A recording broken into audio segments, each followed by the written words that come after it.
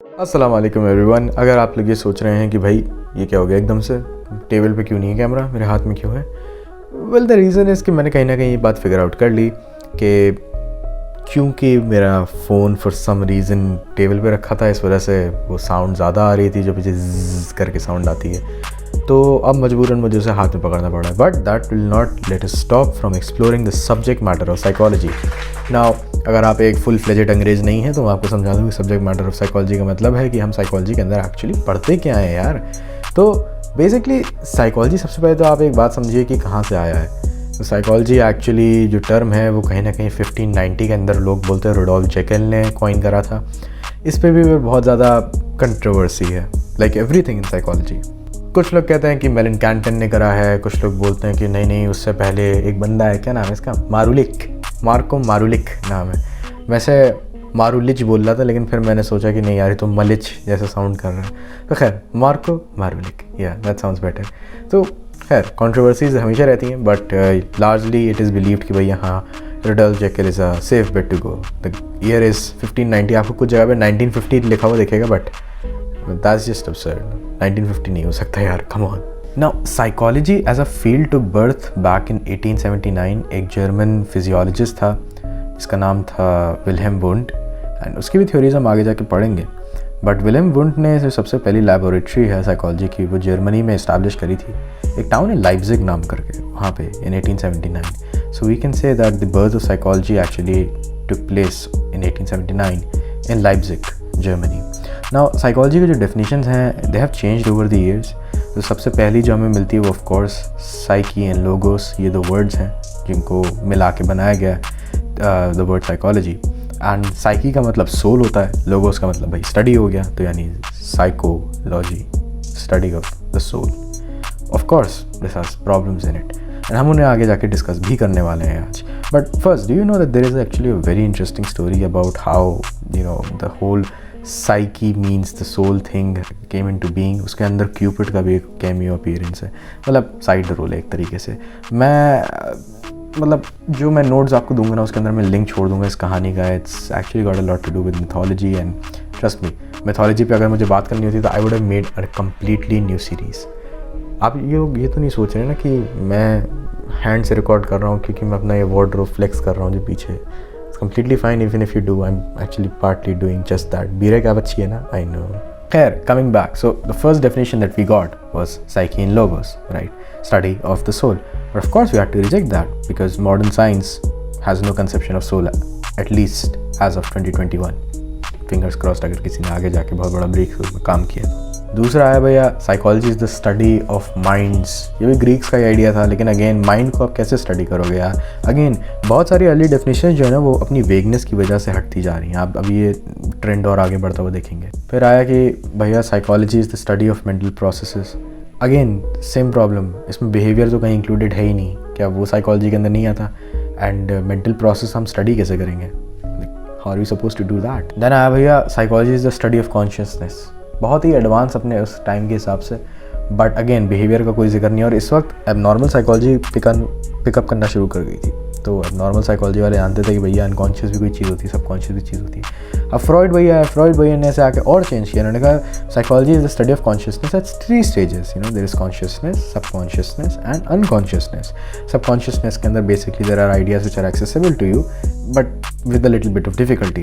Unconsciousness is the place where your repressed memories, your dreams, your fantasies reside. Again, same problem. How on earth are we supposed to study the unconscious? And how on earth are we supposed to fit in behavior here? William wound की तो हम बात करना ही भूल गए। उन्होंने कहा था psychology is the science of will power, feelings and stuff like that. But again you can see where this is going, too vague. And finally गिरते पढ़ते हम लोग एक अच्छी मॉडर्न डेफिनेशन पे पहुँचे, which is psychology is the scientific study of behavior and mental processes of both humans as well as animals, right? So usually whenever we look at psychology we tend to only think about humans, we forget that animal psychology भी नाम की कोई चीज़ होती है। भैया एक बहुत ही बेहतरीन सवाल लोगों से जो आएगा वो ये आएगा कि भैया बिहेवियर क्या होता है। अब भाई बिहेवियर कोई भी आपका एक्शन या रिस्पॉन्स हो सकता है जो कि मेजरेबल हो, चाहे वो डायरेक्टली मेजरेबल हो चाहे वो इनडायरेक्टली मेजरेबल हो। इन इवन इनर्ट जो इन्वर्ट क्या बोलेंगे, कोवर्ट बोलेंगे ना, हाँ कोवर्ट, देख रहे हो, इन्वर्ट इनर्ट सब बोल दिया मैंने ओवर्ट का एंटोनिम ढूंढने के चक्कर में। इवन जो कोवर्ट मेंटल प्रोसेसेस होते हैं ना, जैसे कि thinking and stuff like that, even they can be measured and hence they are actually a part of behaviour itself. काफ़ी लग रहा होगा ना अजीब सा कि यार ये कैसे बिहेवियर का पार्ट हो रहा है। So the line between behaviour and mental processes keeps blurring as we move forward in time. कभी कभी हम बहुत क्लियरली बोल सकते थे कि भैया जो दिमाग के अंदर हो रहा है वो हम स्टडी नहीं कर सकते, but now with EEG machines and MRIs and stuff like that we can do that pretty well. हम एक्चुअली देख सकते हैं कि इंसान जब कोई चीज़ सोच रहा है तो उसके ब्रेन का कौन सा एरिया लाइट अप कर रहा है, and that's pretty good. But behaviour on the other hand has a few certain set of characteristics. For example, it's stable, it's flexible, it changes of course even though it's stable, but it changes very slowly. And यहाँ पे वो बात आती है उन लोगों को बहुत बड़ा स्क्रू यू जो है ये बात बोलते हैं कि भाई इंसान की फितरत नहीं बदल सकती, इंसान पूरी तरीके से बदल सकता है, it just takes a really long time. If you take away the belief that a person cannot change, then you basically nullify the entire principle on which multiple judicial systems have been founded या फिर multiple psychological interventions have been done. Of course इसके prerequisite ये है कि the person जिसके ऊपर intervention हो रहा है उसे लगना चाहिए कि हाँ भैया मुझे सही होना है, वो होना चाहता है सही। अगर वो होना नहीं चाहता सही, yeah I mean then I've got some bad news for you. And of course psychology के अंदर हर चीज़ जो होती है ना, आप आंखों देखी चीज़ यकीन नहीं कर सकते। सुनने में बहुत ज़्यादा इंटरेस्टिंग लगती है साइकोलॉजी, मगर एक्चुअली बहुत ज़्यादा ड्राई होता है। इनफैक्ट इसकी बहुत ही इंटरेस्टिंग बात यह है कि जब पहली क्लास में हम सबसे पूछा गया था भाई आप लोग क्या बनना चाहते हैं, क्या कहना चाहते हैं, there were very few students in my class जिनको आइडिया था कि साइकोलॉजी के अंदर एक्चुअली होता क्या है। वो ये सोच के आए थे कि they would be able to do the therapy thing in like a day और टू, बट ऐसी चीज़ें नहीं होती हैं। काफ़ी चीज़ें बहुत ही ज़्यादा ड्राई हैं। एकेडमिक डिसिप्लिन के अंदर होता ही है ये कि आप बहुत ज़्यादा डेप्थ में घुस जाते हैं। And since psychology is considered a science, yes it's considered a science, no longer a social science by a lot of major universities worldwide. They do BS in psychology, not BA in psychology. So that's something to think about. तो वो BS यानी bachelors in sciences करते हैं psychology के अंदर, and since it's a science तो उसके भी वही गोल्स हैं जो किसी भी साइंस के होते हैं, जो 4 standard goals, description, explanation, prediction and control. अब आप ऐसे सोचिए, मान लीजिए कि आप एक ऑर्गेनाइजेशनल साइकोलॉजिस्ट हैं, अभी नहीं लेकिन इंशाल्लाह किसी दिन maybe if you watching this video हो सकता है आप बन जाए। And let's just say that you are working at Pizza Hut, Pizza Hut has hired you. First of all why would you work at Pizza Hut man, come on, but still let's just say Pizza Hut has hired you and they are really troubled by something. What is it that you ask? Well, why is every one of their customer going to Domino's? सबको Domino's क्यों खाना है यार, कोई pizza हट क्यों नहीं आ रहा? अच्छी अच्छी स्कीम्स निकालनी, फिर भी ये बहुत ज़्यादा बकवास चीज़ें हो रही हैं। तो अब आपने कहा ठीक है, डिस्क्रिप्शन क्या है? डिस्क्रिप्शन ये है कि लोग जो पिज़्ज़ा हट के रेगुलर कस्टमर्स हुआ करते थे अब डोमिनोज में खा रहे हैं, ये है डिस्क्रिप्शन। इसका एक्सप्लेनेशन क्या है? अब usually in a real world scenario like this multiple explanations can come up, and इसीलिए उसको टेस्ट करने के भी मल्टीपल तरीके होंगे। लेकिन let's just assume for the sake of simplicity in this video कि हमें मिल गया एक एक्सप्लेनेशन। एक्सप्लेनेशन क्या है? एक्सप्लेनेशन ये है कि डोमिनोज़ वालों ने एक नई स्कीम निकाली है जिसके हिसाब से अगर आप डोमिनोज़ का डब्बा अपने साथ जो आपने पहले खाया था लेके आते हैं अपनी नेक्स्ट परचेज पे, तो आपको एक फ्री मिल्क शेक मिलता है। I know Domino's does not send milk shake, मैं बस एग्जांपल्स दे रहा हूँ यार, कम ऑन। तो ये एक बहुत ही अच्छी स्कीम है, राइट? एंड अगर आपने 3 बारी लगातार कर दिया then they even give you a pizza for free, बस डब्बा लाने के लिए। So that means that आपकी loyalty is being rewarded and hence you think that's a better deal. So you've got the description, pizza हट छोड़ के लोग डोमिनोज जा रहे हैं। You've got an explanation, उनकी जो नई स्कीम है बहुत ही बेहतरीन है। Now you have the prediction part and always remember, मैं नमाज पढ़ने जा रही हूँ। So prediction के अंदर अब हम लोग सोचते हैं कोई बात, तो प्रिडिक्शन जब भी हम लोग कभी करते हैं then usually we are predicting something जो लॉन्ग टर्म होगी, यानी कि if the behaviour is not changed, if the situation is not intervened in, तो लॉन्ग टर्म क्या हो सकता है। यूजुअली ये चीज़ें कभी होती नहीं है क्योंकि हम इससे पहले इंटरवीन कर देते हैं अगर हमें इंपॉर्टेंस महसूस होती है इंटरवीन करने की। बट लेट्स जस्ट से कि if you as an organisational psychologist do not do anything and ये लोग किसी और को हायर भी नहीं करते हैं, देन ऑफ कोर्स वो पूरी जो फ्रेंचाइजी है पर्टिकुलर पिज़्ज़ा हट की वो तो बंद हो जाएगी ना, क्योंकि सारा का सारा कस्टमर किधर जा रहा है, तो डोमिनोज जा रहा है, तो इसी वजह से सब उधर जाने लग जाएंगे, तो अब पिज़्ज़ा हट बंद हो क्या होगा? That is bad news. So you use description to actually describe the problematic behaviour.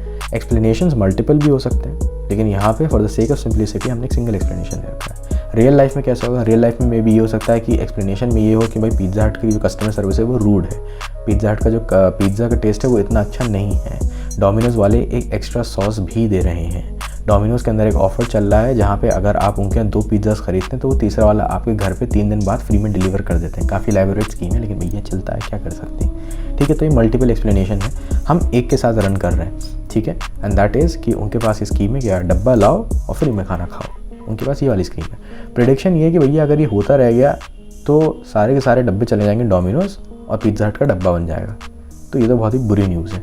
So you use prediction in order to जज कि भैया शुड वी इंटरवीन और नॉट, राइट।